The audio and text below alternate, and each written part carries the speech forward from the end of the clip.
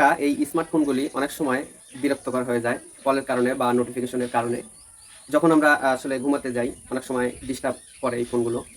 তো কিভাবে আপনি এই প্রসেসটা বন্ধ রাখবেন, যেহেতু কল নোটিফিকেশন অফ করে রাখা যায়।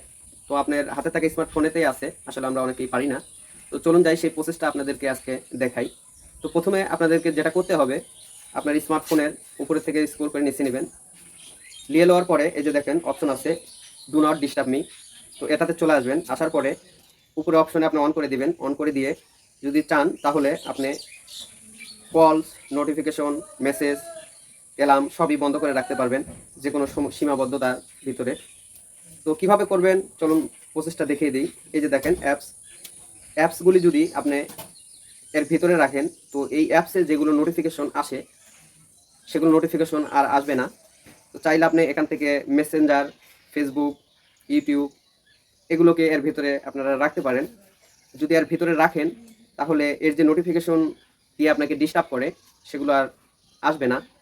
তো চাইলে এটাকে করতে পারেন। তো আরেকভাবে একটা ট্রাই করতে পারেন, যে কোনো সময় এখানে সেট করা যায়। তো যদি সময়গুলো সেট করতে চান তাহলে আপনাদেরকে আসতে হবে, এই যে দেখেন নিচের অপশন আছে।